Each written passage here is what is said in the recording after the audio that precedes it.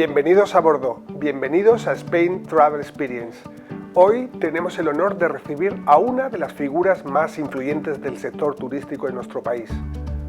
Hablamos de Juan Molas, quien recientemente ha sido reelegido por tercera vez consecutiva como presidente de la Mesa del Turismo de España, un grupo de encuentro, diálogo y creación de estados de opinión formados por cerca de un centenar de destacadas personalidades, empresas y profesionales del sector. Juan es barcelonés, nacido en 1952, y su historia es la de una vida dedicada íntegramente al turismo. Con formación en marketing turístico y dirección hotelera, comenzó su carrera profesional a los 22 años como director del hotel en la Costa Brava, y desde entonces ha sido testigo y protagonista de la transformación del sector. Su trayectoria profesional incluye la dirección comercial de la Unión de Hoteles Independientes durante una década, y posteriormente consejero delegado de la prestigiosa cadena HBF Hotels durante 15 años. Pero quizás donde más ha destacado su liderazgo ha sido en la representación gremial. Presidió durante 12 años la Confederación Española de Hoteles y Alojamientos Turísticos, CEAT. Además, asumió en enero de 2020 la presidencia de la Mesa del Turismo. Bajo su liderazgo, la Mesa del Turismo ha tenido que lidiar con algunos de los momentos más desafiantes de la historia reciente del sector. Desde la pandemia hasta los debates actuales sobre sostenibilidad y masificación turística, su reelección para un tercer mandato es un reconocimiento a su capacidad de consenso y su visión estratégica. Hoy vamos a hablar con él sobre el liderazgo de España como destino turístico mundial, el liderazgo empresarial de nuestro sector y los retos y oportunidades que definen el presente y el futuro del turismo español. Bienvenido, Juan. Muchas gracias por acompañarnos en este nuevo episodio de Spain Travel Experience. Gracias a vosotros por la oportunidad, de darme la oportunidad de poder colaborar y de poder estar presente en las redes y en la importancia que Spain Travel Experience está desarrollando. Con lo cual, muchas gracias a vosotros. Una primera pregunta que ya es habitual dentro de este ciclo, de estos episodios, es, fuera del ámbito del turismo, fuera del ámbito de la Mesa del Turismo, ¿quién es Juan Molas? Bueno, pues es un catalán español de 72 años, con una experiencia, digamos, de vida muy desarrollada gracias precisamente a la actividad turística, que he culminado pues varios objetivos dentro de mi vida. Me faltan muchos. Me pasa como lo de San Agustín, cuanto más sé que menos sé. Y yo soy un ciudadano del mundo, agradecido a la vida, con muy buenos amigos y con unas determinadas aficiones que procuro practicar al máximo, ¿no? Últimamente, pues sobre todo la lectura, porque tengo más tiempo, y el conocimiento y las experiencias, y que cultivo básicamente todas las buenas relaciones que tengo, porque en definitiva de este mundo nos llevaremos las experiencias y sobre todo nos llevaremos lo bueno. Decía un ilustre escritor, Carlos Sentís, que la memoria es un gran cementerio, con lo cual en mi memoria queda lo bueno. Lo malo lo he archivado, o si he podido lo he expulsado de mi mente. Claro. Juan, después de más de 5 décadas dedicadas al turismo, ¿qué hay dentro del sector que aún te sigue emocionando?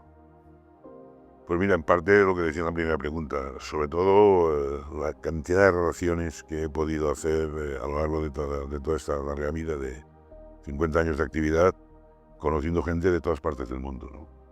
En donde uno llega a la conclusión de que todos somos exactamente iguales. Tenemos 5 dedos en cada mano y 5 dedos en cada pie, ¿no? En cualquier continente y en cualquier país. Y he tenido la suerte de conocer gente de gran valía, he aprendido muchísimo. Y con lo cual, fuera de la mesa y fuera del ámbito turístico, yo disfruto mucho pues con aquellas pequeñas cosas, ¿no? Con unas conversaciones con gente interesante, con poder ir aprendiendo aquello que no sé, que es mucho, y en definitiva, pues el disfrutar de la vida en sí misma. Yo soy, en ese sentido, pues una persona agradecida a la vida, y he disfrutado de la vida desde un punto de vista de todos sus amplios sentidos. Has vivido la transformación completa del sector turístico en España, todo esto desde los años 70. ¿Cuál ha sido quizás ese cambio que más te ha impactado en estos años? Bueno, si nos referimos a los últimos años, la entrada de las nuevas tecnologías ha sido fundamental, ¿no? Es fundamental. Pero quizá yo diría que la evolución propia de la capacidad de innovación, de resistencia, la capacidad de esfuerzo que el sector ha tenido en términos generales. Sin olvidar que somos privilegiados porque Dios situó a España geográficamente en un espacio dentro del globo magnífico, ¿no? Porque tenemos de todo. Y cuando digo tenemos de todo, hemos sabido aprovechar previamente esta oportunidad. Y yo creo que bueno, hemos tenido la suerte de, con la perseverancia, con mucho trabajo, ir resituando España y sobre todo hemos sabido trasladar a nuestros visitantes un modo de vida que yo creo que quizá es lo que más aprecian y probablemente más nos envidian. Asumes, Juan, un tercer mandato dentro de la Mesa del Turismo y quería preguntarte, con una trayectoria tan larga, tan intensa, ¿qué te motiva a seguir presidiendo este proyecto? Yo podría ahora contestarte de muchas maneras, ¿no? Pero yo creo que la primera hay que hacer una autoconfesión, ¿no? Los que estamos en cargos, digamos, representativos, ya sean públicos o privados, una pequeña parte de vanidad siempre la hay. Así de claro te lo digo. Vanidad en el sentido de pensar que somos o que estamos preparados, o que estoy en este caso preparado, pues para liderar uno de estos proyectos. Anteriormente fui 12 años presidente de la Confederación Española de Hoteles, del Instituto Tecnológico Hotelero, de la Confederación Catalana de Hostelería. Me refiero que he estado vinculado a diferentes asociaciones. En la mesa entré hace años, la presidía un gran presidente, Abel Matutes, que colaboré muy estrechamente con él, y fue el que, digamos, de alguna manera me pidió que si veía la oportunidad, que una vez dejara la Confederación Española de Hoteles, pues cogiera el liderazgo de la mesa. Y con un grupo de amigos, miembros de la mesa, pues de amigos y profesionales de alto nivel, pues decidimos presentar una candidatura y aquí estamos. Y llevamos esto pues desde enero de 2020. Ajá. La Mesa del Turismo está representada por casi un centenar de personalidades del sector, empresas y profesionales. ¿Cuál es la principal misión de la Mesa del Turismo y cómo se articula también esa representación? Misión tenemos varias, ¿no? Porque en nuestro decálogo, por decirlo de alguna manera, ¿no? Que no sea un decálogo, ¿no? En los puntos, digamos, de referencia de nuestros objetivos hay varios. Pero hay uno fundamental. Y es que siendo la Asociación Decana del Turismo Español privada, sin ánimo de lucro, sin recibir ningún tipo de subvención ni ayuda pública, nosotros fundamentalmente nuestra misión es generar influencia a favor del turismo. Y eso significa muchas cosas, ¿no? Significa trasladar a las administraciones públicas que somos el sector prioritario en la aportación económica y social de España, ¿no? Que somos el sector en estos momentos que más capacidad de empleo, fuera del empleo público, más capacidad de empleo somos capaces de generar. Y que pocas alternativas hay, sin despreciar ninguna, Dios me guarde, ¿no? Pocas alternativas hay a crear un sector económico y social tan potente como el turismo. Con lo cual, bueno, es fundamental. O sea, hay un antes y un después. Y lo hemos comprobado lamentablemente durante la época del COVID y la pandemia y el confinamiento, que muchísimos sectores económicos indirectamente relacionados con el turismo sufrieron tanto, igual o más que nosotros por la crisis que digamos que tuvimos como consecuencia de la pandemia. Yo creo que esto define. Y luego nosotros tenemos unos objetivos, somos ambiciosos dentro de la mesa. Este año hemos programado, en esta nueva legislatura que los socios nos han confiado, ambiciones importantes, ¿no? Creemos que España no está representada en Europa, en la Unión Europea, a nivel turístico como debería, y la mesa va a ser uno de los objetivos prioritarios en este sentido. Un objetivo prioritario también es que, con independencia del turismo de sol y playa, que sigue siendo la piedra importante o un factor importante del desarrollo turístico español, creemos que la diversidad, diversidad turística de otro tipo de ofertas son también fundamentales. Y luego, sobre todo, hay un tema que nos preocupa y en el que estamos también dedicándonos de una manera muy concreta, y es que los 94 millones de visitantes que tuvimos el año pasado, 84, es decir, de 94, 84, y lo repito 2 veces, fueron solo a 6 destinos o comunidades: Cataluña, Baleares, Canarias, Andalucía, Valencia y Madrid. Eso significa que el resto de las 11 comunidades autónomas recibieron 10 millones de los 94. Es absolutamente imprescindible poder colaborar con las administraciones públicas, con el sector privado de estas 11 comunidades: Castilla y León, Castilla-La Mancha, Santander, Asturias, Galicia, Extremadura, Ceuta, Melilla, Murcia, etc., para desarrollar el turismo necesario o la actividad turística necesaria para sustituir aquellos sectores económicos que fueron en su momento importantes en estos destinos y que lamentablemente han ido perdiendo fuerza y pocas alternativas tienen que no sea el turismo. La mesa va a tener una actuación importante dentro de nuestras posibilidades, que también son limitadas, en el diseño, en buscar los conceptos, la estrategia para buscar soluciones en estos destinos. Mencionas el destino España, digamos esas prioridades para la mesa del turismo. ¿Cuál o cómo se podría canalizar esa digamos, diversificación a lo largo de todo el territorio español para que esa masa o ese flujo de turismo tenga un reparto más equitativo? Bueno, el que tenemos, si hay que repartirlo, lo repartiremos, o se repartirá. Lo que hemos de dar es crecer. O sea, yo creo que no hay límite de crecimiento, porque se puede crecer sobre todo abriendo las temporadas por delante y por detrás. O sea, no siempre hemos de tener esta concentración de visitantes en los 90 días clásicos, ¿no? Ya, gracias a Dios, ha ido cambiando. Hemos experimentado los últimos 2 años, sobre todo incluso desde el año 22, segundo semestre, pero 23 y 24, que el mes de septiembre, octubre, noviembre han sido tan buenos o más que mayo y junio. Esperemos que este año también lo siga siendo, porque mayo ha sido muy bueno, junio ha sido también muy bueno, con lo cual esperemos que se cumpla. Mira, yo creo que tenemos una serie de factores que hemos desarrollado turísticamente muy bien durante los últimos años, pero que queda mucho por hacer, ¿no?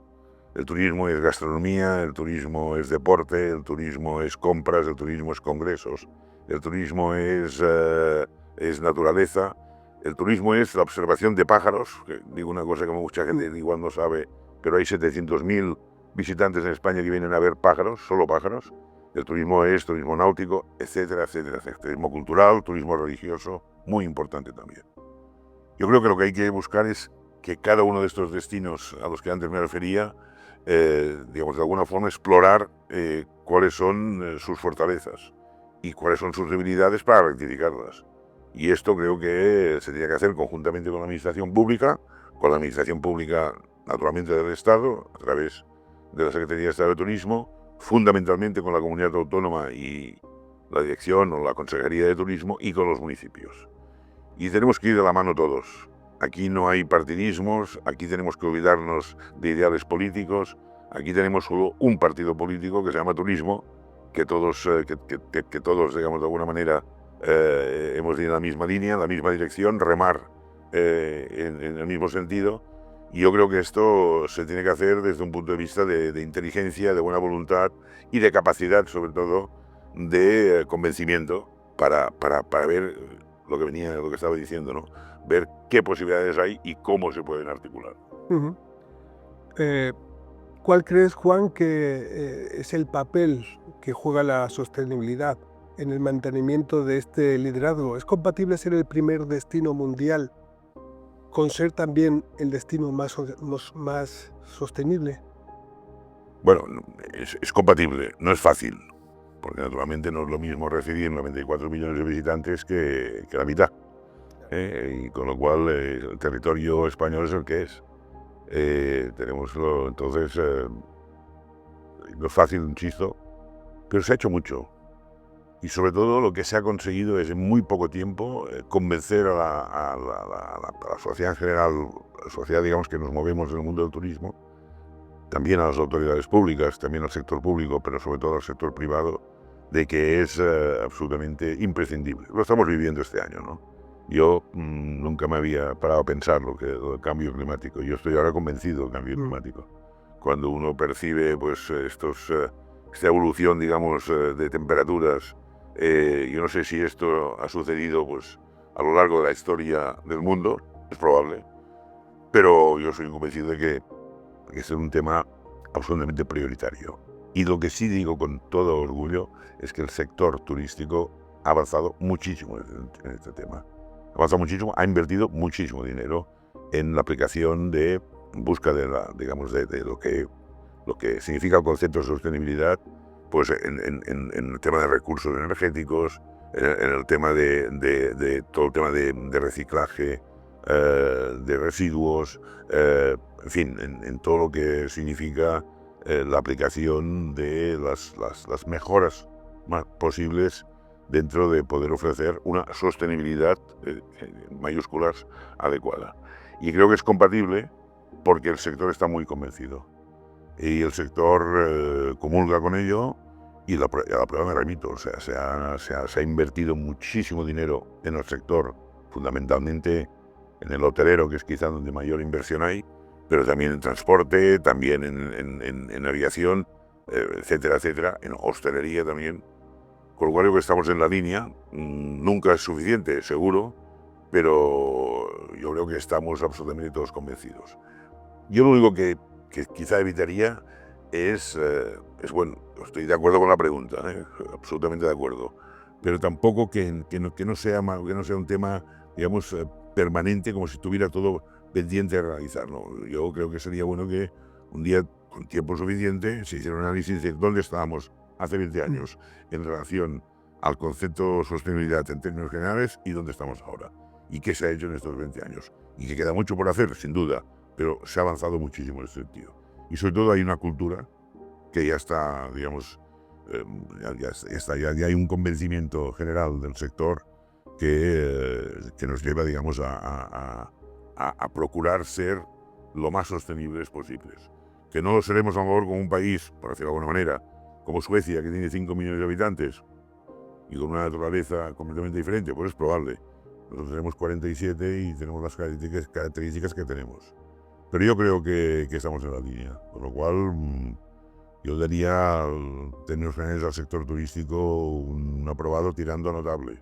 Juan, ¿debe ser España como líder turístico quien defina un modelo sostenible? Más allá de lo que nos comentabas, parece que España tiene, digamos, esa necesidad o esa obligación de ser también un modelo y un líder en sostenibilidad. Sobre todo tiene que ser líder en el ámbito mediterráneo, porque es muy difícil, ¿no? Porque comparar España con países nórdicos en Europa o compararlo con otros países de otros continentes, pues bueno, cada uno tiene sus características. Pero en el Mediterráneo, que somos parecidos, Italia, Francia, Croacia, Montenegro, Albania, Grecia, Turquía, etcétera, etcétera. Incluido Turquía en el Mediterráneo como destino, Túnez, Marruecos, etcétera. Y yo creo que España tiene que liderar todo lo que es el ámbito turístico del sur de Europa, sin ninguna duda. Porque además somos el destino número uno, no España, sino el conjunto de estos países, el destino número uno en volumen, digamos, de visitantes, y lo seguiremos siendo durante años, muchos años, sin ninguna duda. Con lo cual, lo que sí yo creo que es prioritario para España, y la mesa esto lo tiene clarísimo, la mesa del turismo lo tenemos clarísimo, es que somos los que tenemos que liderar previamente no solo el tema de sostenibilidad, también otros muchos temas. Temas de formación, que es un tema gravísimo, que nos encontramos un problema de dignificación de las profesiones turísticas no suficientemente, digamos de alguna manera, no diría yo aceptadas, sino reconocidas como muy importantes cara al futuro. Y España sin duda tiene que liderar dentro de lo que es el ámbito del sur de Europa digamos, del Mediterráneo, la competitividad turística y cualquier línea que queramos, sea sostenibilidad, sea relaciones humanas, sea nuevas tecnologías, sea capacidad de conexiones, etcétera, etcétera, etcétera, ¿no? O sea que una vez más me ratifico o nos ratificamos en que nos lo tenemos que creer. Nos lo tenemos que creer porque tenemos capacidad, porque tenemos conocimiento y porque además estamos dispuestos a ello. El sector privado ha hecho un gran trabajo y un gran esfuerzo estos años, y el sector público, dentro de sus flaquezas, es a veces la falta de comprensión, de colaboración, de diálogo, y tiene un problema, digamos, de politización, por decirlo de alguna forma, de la aplicación de los programas políticos, ¿no?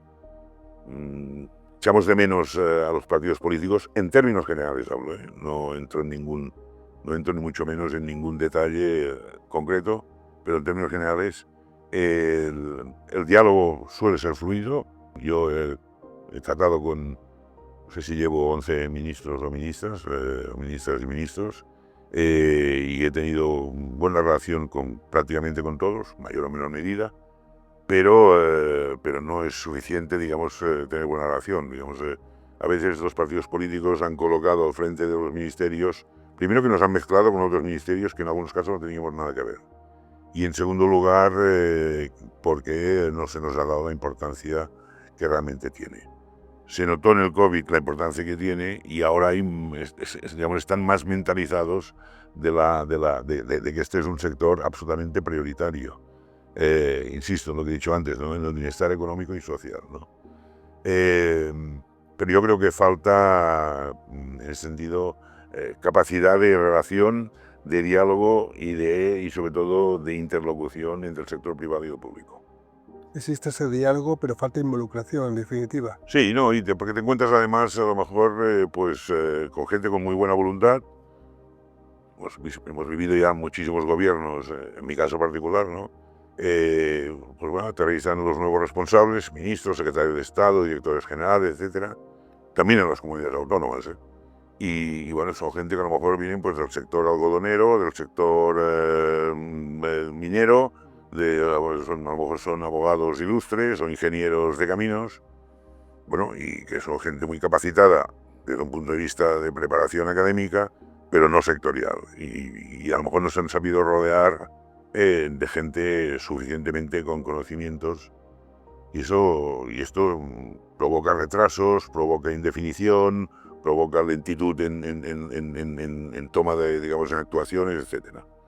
Pero bueno, por eso existe la mesa, para generar influencia en favor del turismo. Claro, gracias pues a los medios de comunicación, gracias a vosotros, gracias también pues al esfuerzo que hacemos para poder trasladar a los ciudadanos, para poder trasladar a los españoles la importancia, insisto, que tiene el sector. Y podemos hablar de datos, porque los datos es lo mejor que quizá en un momento determinado puede clarificar mejor lo que estoy diciendo, ¿no?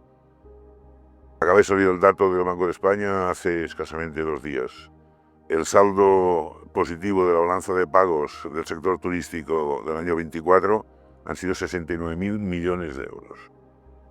De saldo positivo de la balanza de pagos. Turismo receptivo versus turismo emisor, ¿no? Saldo positivo, 69.000 millones que aporta el turismo a las arcas del Estado para poder pagar la sanidad pública, la educación, las pensiones, aquello que digamos es prioritario, ¿no? Y además damos empleo. Este año pasaremos de los 3 millones de empleos, ¿no? Esto es sobre los 21 millones aproximadamente, pues bueno, significa casi que estamos en un 16 o un 17% del empleo total. Bueno, a ver qué otro sector aporta económicamente lo que aporta el turismo y qué otro sector en el empleo que no sea los funcionarios públicos, a ver quién aporta este volumen. ¿Crees, Juan, que sería necesario, importante, tener un ministerio única y exclusivamente dedicado al turismo? Pues yo hace años era contrario, porque pensaba, como nombren a un ministro solo de turismo, como las muchísimas transferencias se hicieron a las comunidades autónomas, pues tendrá tiempo de pensar y solo se dedicará a legislar y a ponernos más leyes. Pensaba mejor que no lo haya. Pues ahora no, ahora pienso que sería absolutamente imprescindible. No solo un ministro, sino que además fuera vicepresidente del gobierno, naturalmente con línea directa con el presidente del gobierno de turno y sobre todo con capacidad de decisión y con dinero. Es decir, que estuviera en el comité ejecutivo o en el grupo que decide las prioridades de un gobierno. Porque, insisto, porque es un sector que requiere, además un sector que es transversal. Del sector turístico depende parte del sector de la agricultura, del transporte, de las finanzas, de las telecomunicaciones. Pregúntale a Telefónica cuánto le supone el turismo en España en cuanto a volumen de negocio, o a la banca, o a las autopistas, o a los ganaderos, o a los agricultores, o a los que se dedican al vino. Yo os puedo contar incluso anécdotas de lo que pasó cuando el COVID y el confinamiento, ¿no? Grandes empresas, sin citar el nombre, que tuvieron que desechar y mal vender como han podido, pues miles y miles y miles y miles de toneladas de su producto porque no tuvieron salida en el sector turístico. Entonces somos un sector absolutamente transversal. Pues tiene que ser un ministro que tenga capacidad pues, de diálogo, pues, por ejemplo, problema de ayer en AENA, por citar un ejemplo, Barajas. Bueno, pues el ministro de Turismo tiene que tener la capacidad suficiente para hablar con el ministro de Interior y decir, oye, ¿qué ocurre? Que no tenemos suficiente dotación policial. No, es que es AENA que ha habido un fallo informático. Bueno, pues al ministerio de turno. Diga, ¿de quién depende? ¿De Transportes? Pues con el ministro de Transporte. Pues claro, si no hay esta... No digo que no lo hiciera el señor ministro de ayer, no digo... Pero ante la situación que nos vemos digamos, de las últimas semanas con problemas en Renfe o en este caso en Adif con las líneas de alta velocidad, lo de Barajas, que la mesa precisamente, que hay que acudir a la hemeroteca, lo denunció ya hace 2 años, el año pasado, este año, lo recalcamos. Entonces, lo que reclamamos es, precisamente, bueno, poder tener esta fuerza y lo reclamamos, sobre todo, es tener, digamos, los políticos que tengan la sensibilidad y la humildad de recibir, digamos, algunos consejos o algunas opiniones del sector privado que sabe bastante más que ellos. Interesante reflexión, Juan. Te quería preguntar por otra cuestión que creo que va al hilo de esta que acabamos de comentar. ¿Crees en la necesidad de un pacto de Estado por el turismo? Absolutamente. Absolutamente. Un pacto de Estado que además, si bien se han traspasado muchísimas responsabilidades de las comunidades autónomas, hay algunas que se hicieron precipitadamente sin pensarlo 2 veces. Y habría que, en algunos casos, homogeneizar y centralizar determinadas actuaciones a nivel de ámbito del Estado español, ¿no? Está muy bien, ¿no? Yo soy un convencido y participé en su momento, ¿no? Con la misma alegría que muchos en la transición española, que tenía yo 20 y pocos años y la viví con mucho entusiasmo, pero bueno, fue un modelo de transición, pero en algunos casos nos precipitamos, se precipitaron, hay a quien corresponda, pero yo me incluyo. Y yo creo que habría que ver exactamente qué temas son absolutamente globales, ¿no? Hay temas que son prioritarios de decisión y podemos poner ejemplos simples incluso, si queréis, ¿no? Podemos hacer una lista larga y no hay tiempo para ello. Pero un ejemplo. Galicia tiene 3 aeropuertos, a menos de 100 kilómetros cada uno. Coruña, Vigo y Santiago. Y los vuelos internacionales de estos 3 aeropuertos son escasísimos. El gallego que quiere disfrutar de gallegos y algunos castellano-leoneses, que quiere tener buenas conexiones con Europa, se va a Oporto, que lo tiene pues a 1h30 desde Salamanca o desde Valladolid y a 50 minutos desde Vigo. Porque Oporto tiene 4, 5, 6 o 7 veces más de conexiones que los 3 aeropuertos gallegos. Digo esto porque esto simplemente es un problema de gestión de AENA, de gestión del Estado, obviamente, del gobierno central, gestión de la comunidad autónoma y gestión también, en parte, de que el sector privado hemos de ser suficientemente pesados para reclamar determinadas actuaciones, ¿no? Y pongo esta por poner un ejemplo, y esto es política de Estado. El tema de formación es un problema de política de Estado. Estamos encontrándonos en una situación gravísima porque no hemos sabido, y ahí el sector privado tiene también su responsabilidad, no hemos sabido trasladar a la ciudadanía la dignificación de trabajar en el sector turístico. Hemos sido refugio en muchos años de trabajadores que estaban quizá en otros sectores, que en un momento de crisis pues han tenido que acudir al sector turístico, básicamente a la hostelería, restaurantes y bares me refiero, también en menor medida en hotelería y en otros, como refugio de encontrar un empleo. Y eso no puede ser. O sea, hemos de saber comunicar a través del Ministerio de Educación o de las consejerías de Educación y de los distintos ayuntamientos que hay que explicar en las escuelas a los niños de España qué es, de España por qué recibimos a 94 millones de visitantes que probablemente este año serán 100. Y lo recibimos por muchas razones. Y hay que explicárselo. Lo recibimos porque tenemos una climatología extraordinaria, unas comunicaciones magníficas, porque es un país seguro desde un punto de vista ciudadano, seguro jurídicamente, siempre en términos generales, ¿no? Puede haber excepciones, porque hay un país con una gastronomía la mejor del mundo y nos lo tenemos que creer y ser empáticos como han sido los franceses durante muchos años, pues nosotros lo tenemos que ser más, porque una gastronomía extraordinaria, porque tenemos una capacidad de comunicación y sobre todo que tenemos un carácter que nos envidia, ¿no? Y nuestra forma de vida es lo que gusta, digamos, a estos visitantes. Y si en lugar de 94 este año pasamos los 100 millones, bienvenido sea. Luego habrá que buscar fórmulas también con muy buena voluntad, con mucha inteligencia, de poder buscar un equilibrio suficientemente adecuado entre el residente y el visitante. No será fácil, pero hay que saber trasladar a los 47 o 48 millones de españoles que el turismo es absolutamente fundamental, ¿no? Y entonces tiene sus sacrificios, obviamente que los tiene, pero tiene muchísimas más ventajas que defectos. Hablemos de negocios, Juan. Dejamos a un lado lo público para poner el foco en lo privado. Desde tu visión, ¿cuáles son las características que definen al sector privado como líder dentro del sector? Primero ha sido un empresariado, yo que le conozco muy bien, sobre todo al hotelero, pero también conozco mucho de las agencias de viajes y el de los transportes.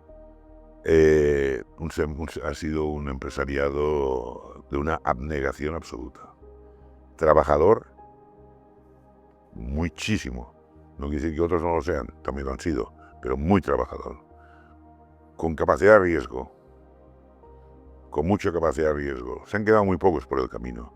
No como en el sector metalúrgico o el textil, etcétera. En fin, para no nombrar a los que les ha ido mal en algunos casos, ¿no? Yo creo que ha sido un sector ejemplar en este sentido, ¿no?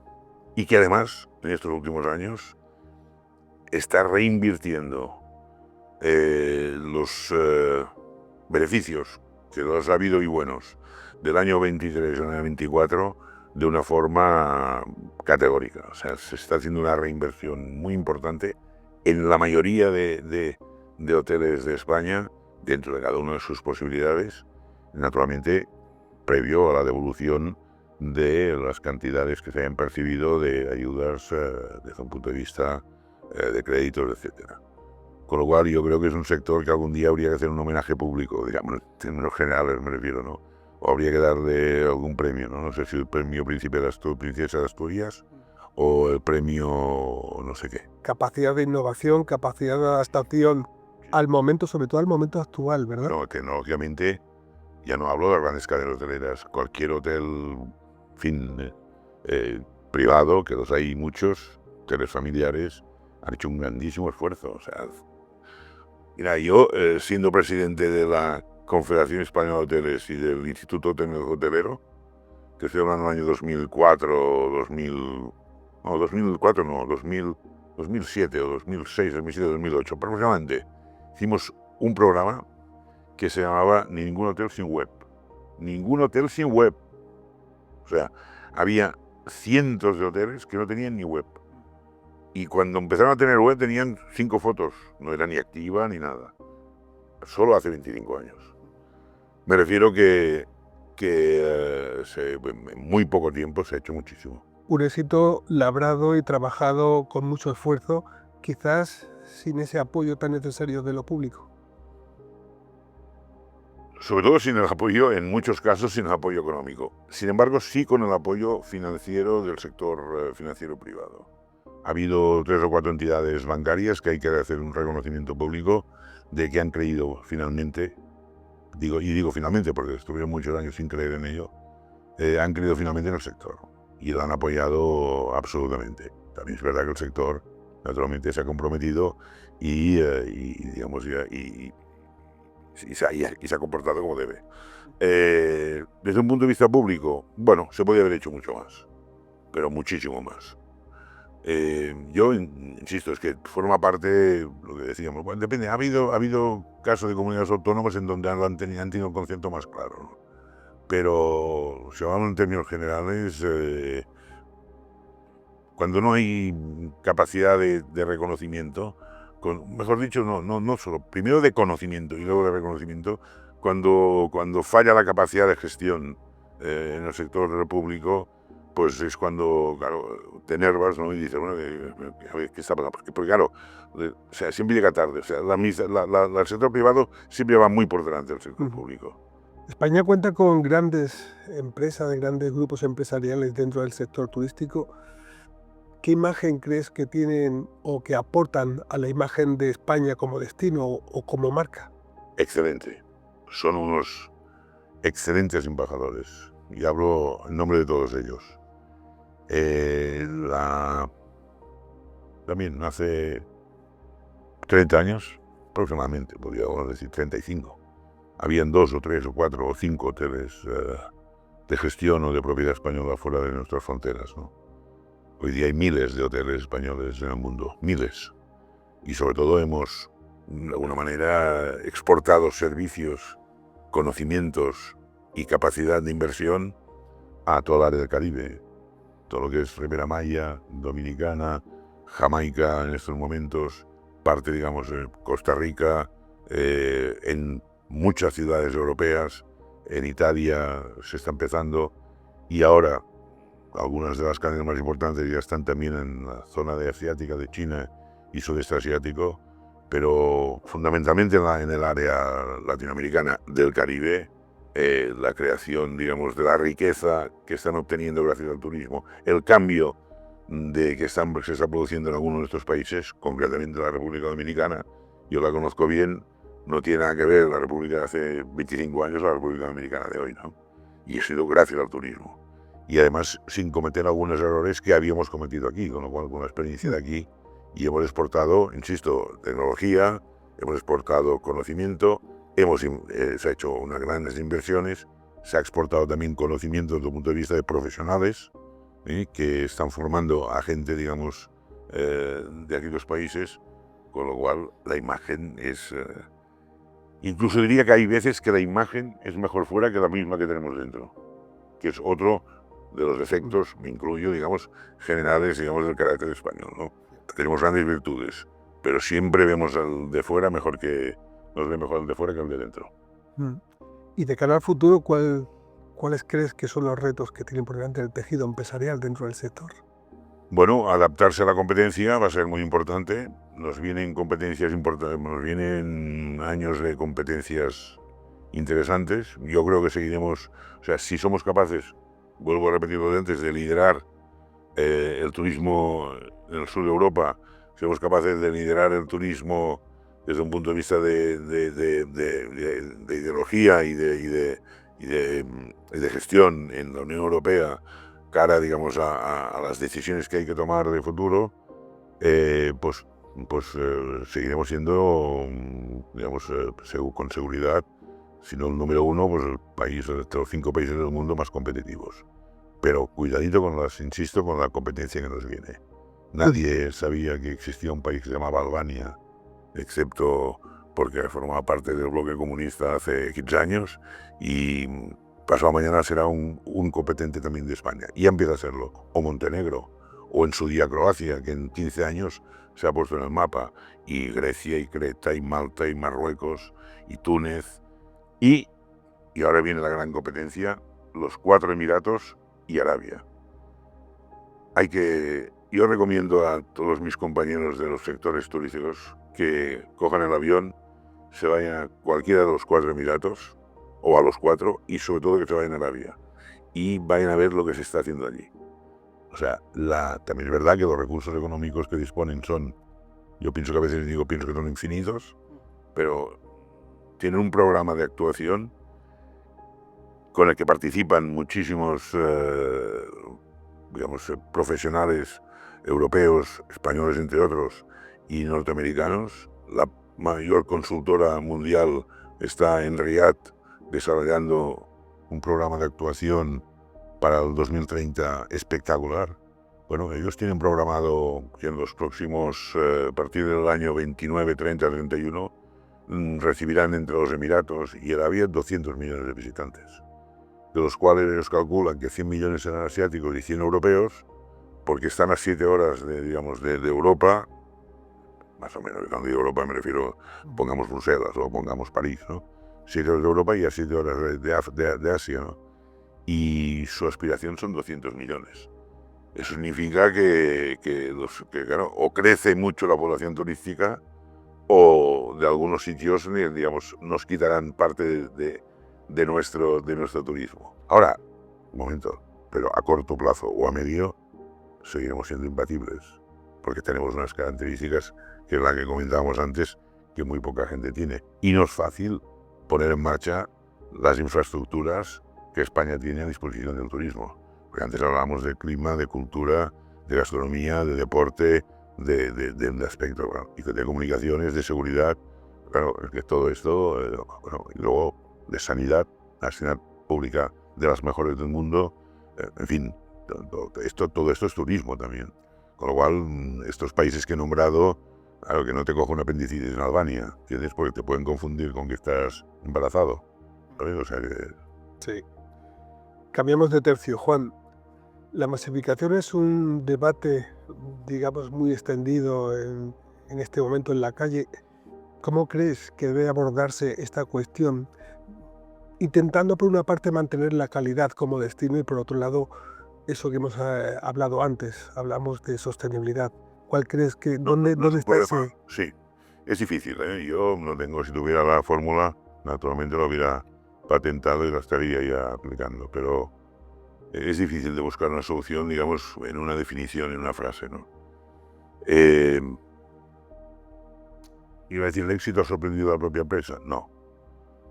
Pero también déjame darte una cifra y luego entramos otra vez. Venecia recibe 34 millones, 34 millones de visitantes al año. Venecia, 34. Andalucía recibe 32. Toda Andalucía. Comparas territorio de Venecia con el territorio de toda Andalucía. 32 millones. De los 84, 94 que vinieron, 32 fueron a Andalucía. Soluciones. Bueno, no las han encontrado otros que están con la misma problemática. Y yo estuve en Tokio hace escasamente 4 meses o 5 y no conocía Japón ni conocía Tokio. Y me llevaron a ver, porque hablábamos de tema, lo que es la masificación de las calles en Tokio, ¿no? Bueno, parecía lo de Barajas de ayer, o sea, pero esto es cada día y a cada hora, bueno, menos de madrugada, claro. O sea, millones de personas al momento, ¿no? ¿Quiere decir que con esto me estoy conformando? No. Mira, aquí básicamente hay varios factores. Tendrá que haber una regulación en algunos casos y algunos lugares preferentes, unos horarios determinados y una reserva determinada para poder visitarlos. Pues probablemente sí. Se está haciendo ya, pues en algunos casos, en la Alhambra de Granada, en el Parque Güell de Barcelona, en la Sagrada Familia, se está haciendo ya en algunos casos. Y habrá que limitar un número clausus.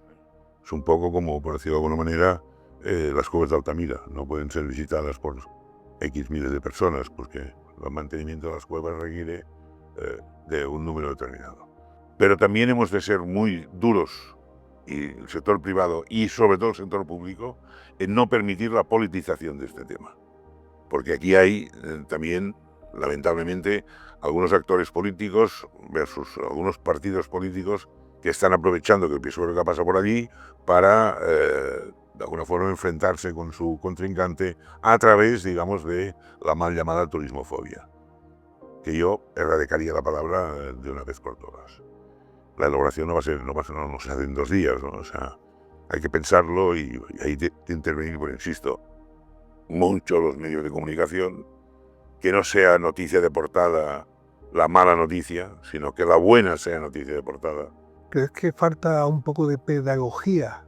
Mucho. Comunicar y comunicar en positivo, como bien dices. Sí, sí. ¿Crees que esa podría ser también Y esto es parte, digamos, yo diría que incluso es un aspecto científico. O sea, hay que, de alguna forma, hay que plantearse y decir, a ver, o sea, habrá que poner limitaciones, perfecto. Habrá que buscar buenos horarios concretos, también. Habrá que, a lo mejor, poner, incluso diría que habrá que pagar en algunos casos para visitar no sé qué, pues a lo mejor también. Siempre y cuando este dinero esté bien gestionado y vaya luego para aplicarlo donde debes, ¿eh? No para utilizarlo en otras cosas, que ya demasiado escándalo estamos viviendo estos días. Pero es un tema de pedagogía y es un tema de apostolado. Que la gente quizás es una palabra que por las razones que sean hemos olvidado, ¿no? El sector privado tiene que ser partícipe total, pero aquí el sector público es muy importante. Sobre todo que olviden sus guerras privadas, sus mentalidades que a veces van conduciendo y van con las luces cortas, y tienen que saber de vez en cuando poner las luces largas para ver lo que tenemos que hacer para dentro de 5, de 10, de 15 y de 20 años. Y dejarle a nuestras futuras generaciones una estabilidad y una situación suficientemente cómoda y creativa y como para que digan, estos han trabajado después de unos años difíciles que tuvo España, pues una guerra civil y una posguerra tremendamente dramática, y a partir del año 56, 57, 58, 59, 60 encontraron, digamos, una fórmula, pues junto con una serie de aventureros europeos que nos trajeron los primeros clientes, y encontraron una fórmula para que España, pues, tuviera un crecimiento económico, insisto, y social envidiable. Al hilo de precisamente todo esto, ¿qué nuevos mercados o segmentos de turistas consideras que tenemos por delante por descubrir? ¿Quedan nichos en el turismo? Muchísimos. Mira, el mercado norteamericano, que ha subido en los últimos años muchísimo, en porcentajes de 12-15% anuales, ¿no? Y es un mercado extraordinario. Hablo del norteamericano, tanto estadounidense como canadiense.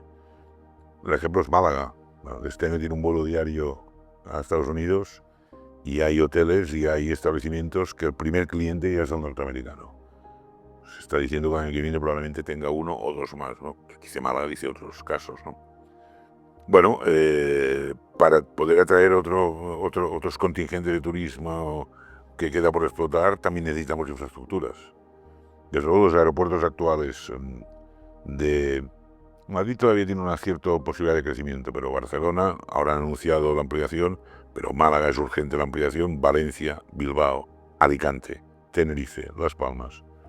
Tenemos un mercado asiático cautivo, porque el chino, que ha empezado a salir, saldrá de golpe muchísimo, pero el chino no vendrá por decir algo, pues a Madrid o a Sevilla o a Barcelona o a la Costa Brava o la Costa del Sol. El chino vendrá a Europa y vendrá al Mediterráneo. A lo mejor se estará, pues, una semana en España y a Sevilla, a Granada y a Córdoba, y se irá luego a Florencia, y a lo mejor luego se va, pues, a pasar una semana en en Catania o en Sicilia. Con lo cual vendrá al Mediterráneo. O sea, la zona, digamos, de será el Mediterráneo. Y dice el chino, dice de Singapur, de Corea, de Japón, etc. Ahí tenemos unas posibilidades inmensas.